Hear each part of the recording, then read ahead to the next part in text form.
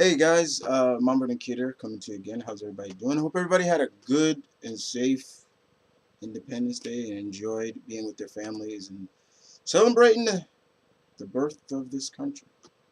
Yeah. But I'm here, guys, because I know I'm extremely late. I'm like a week late or so, but what the hell?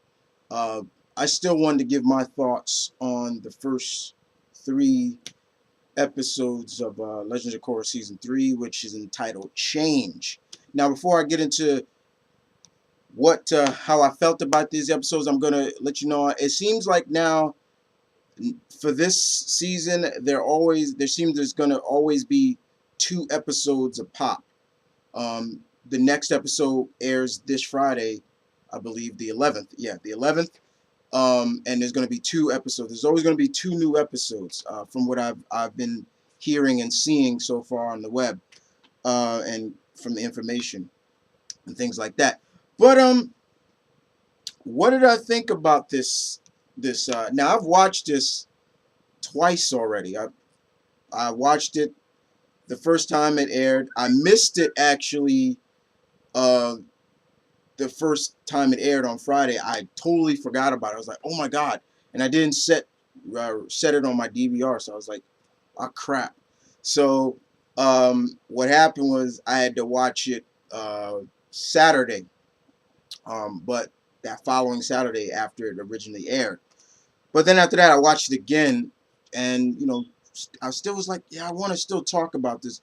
And I noticed some people probably asking, what did I think about it? Sorry about that. It's my phone going off. Uh,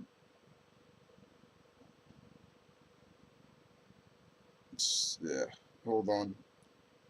Getting messages out of the woodwork. All right, here we go. Sorry about that.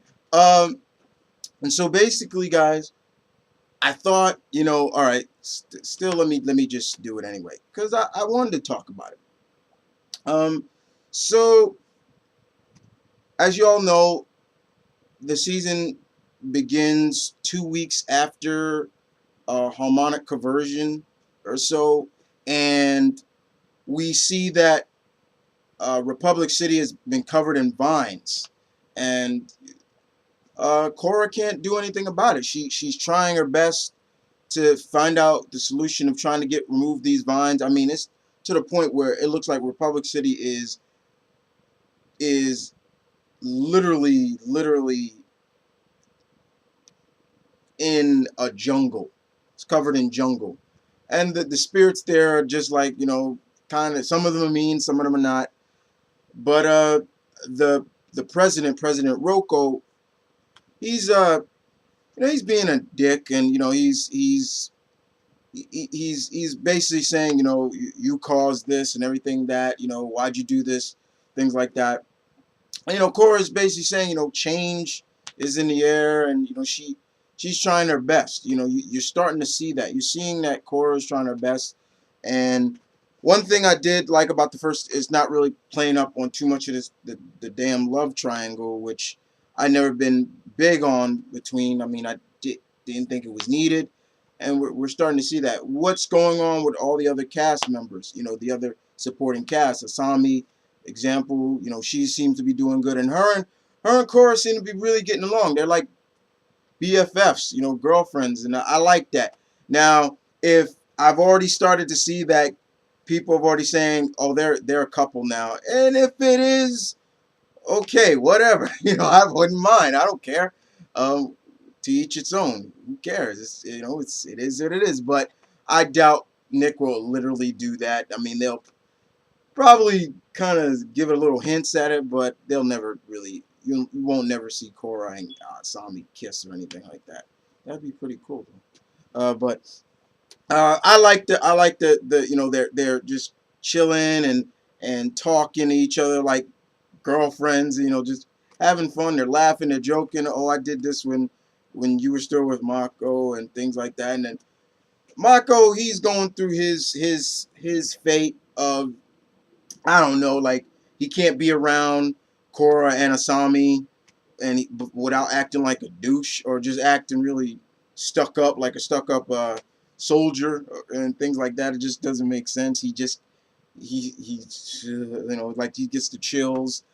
Bolin is he's living at he's living at the air temple with Temsin and all of them because their apartment is covered in vines, and it starts becoming really interesting because airbenders are starting to pop up everywhere, which is kind of cool because uh, as you know, it's like airbenders are like on the verge of extinction. Like there aren't that many of them, so they're like an endangered endangered species or so.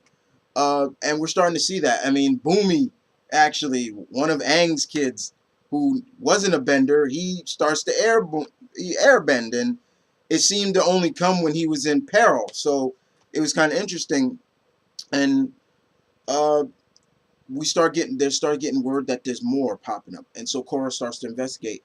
She kind of, and I kind of agree with my friend Kat says, she kind of forgets one problem and jumps to another problem. And I was like, okay, that's a little different.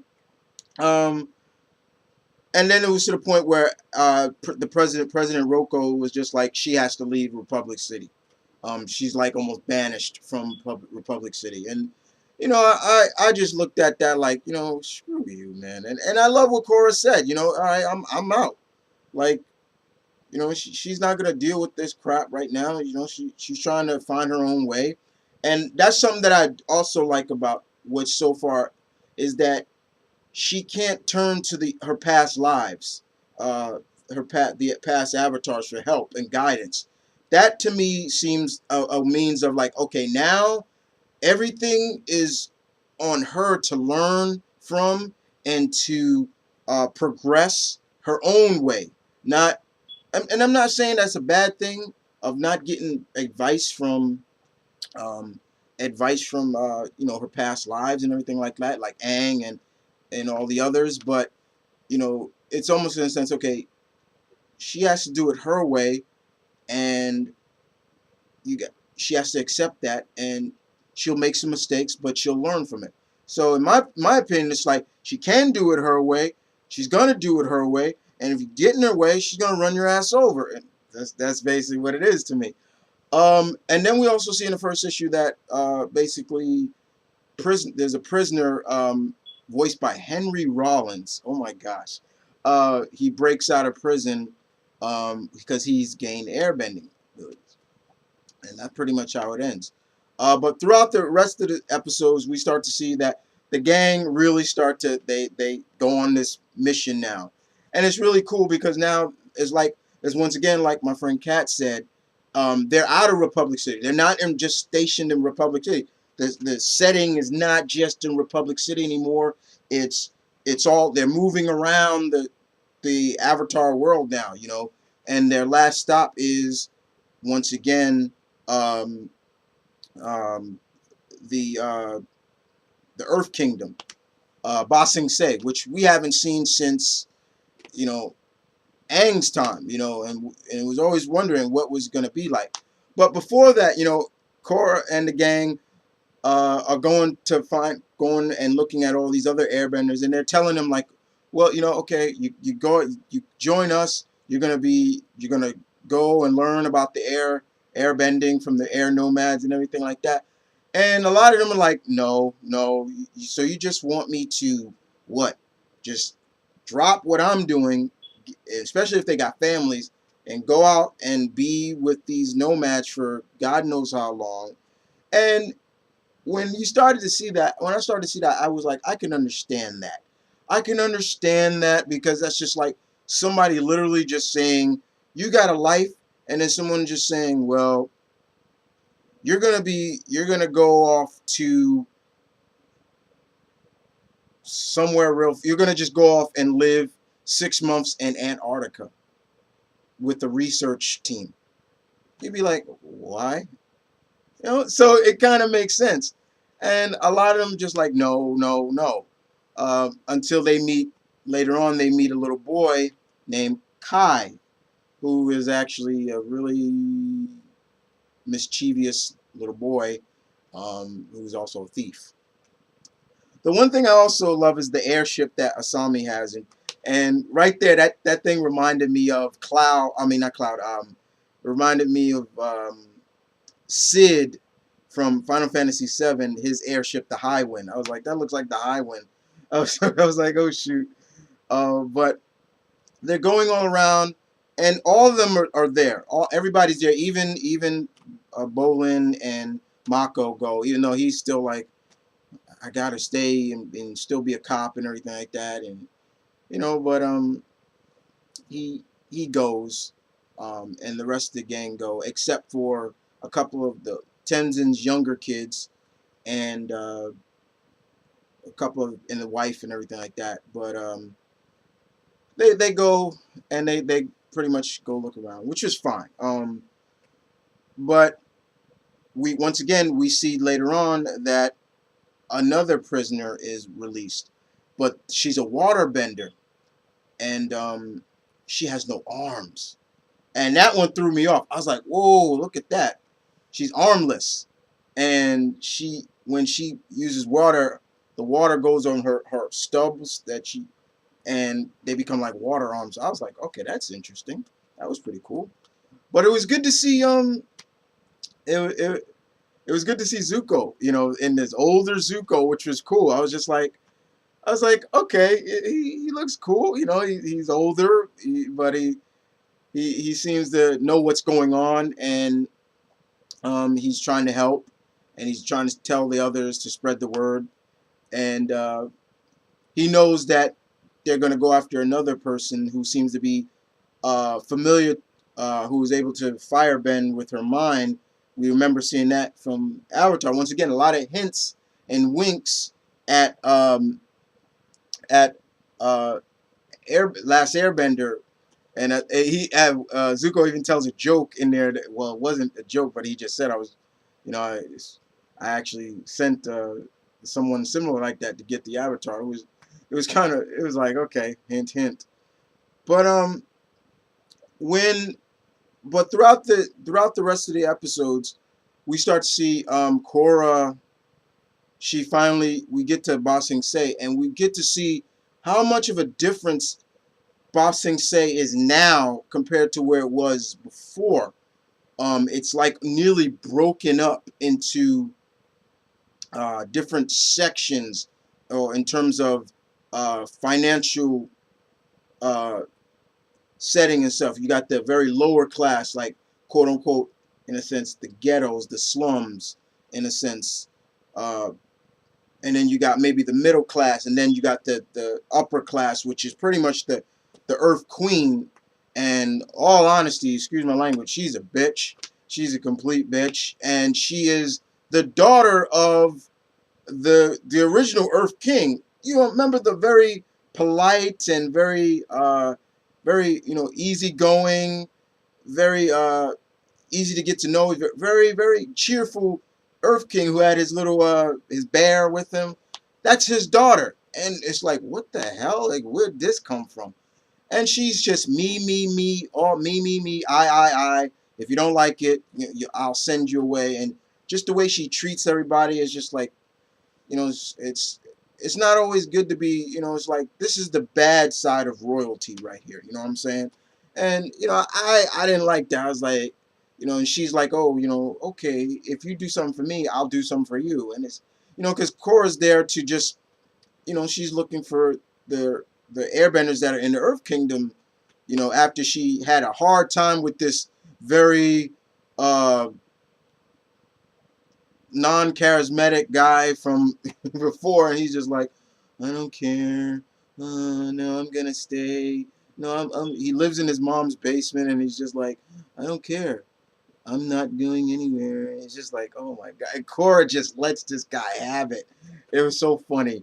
Um, but we start to see that more is more. The Earth Queen is more than meets the eye in terms of, not only is she a bitch and she's stuck up and she's all the other adjectives I don't want to go through.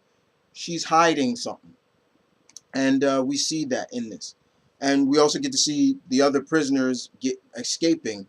We get to see the twins again, Korra's cousins, and it was very interesting indeed. What really brought me to tears, and the first time I watched it, and then the second time I watched it, brought me to tears once again, is Bolin and Mako meeting their father's side of their family. Um, their uncle, their cousin, their grandmother, and we actually get to see a picture of Bolin and Mako's mother.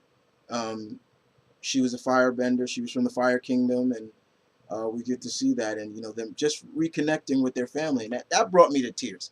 I'm a very emotional guy, guys, and stuff like that can get me very, very, very, very quickly to start tearing up and wiping my eyes and things like that. Even animation can do that if it's needed, and if it's done right, it will work. It gets me all the time, and we got to see that in that. They're sitting with their grandma, and and they're talking about this, and um, Mako actually gives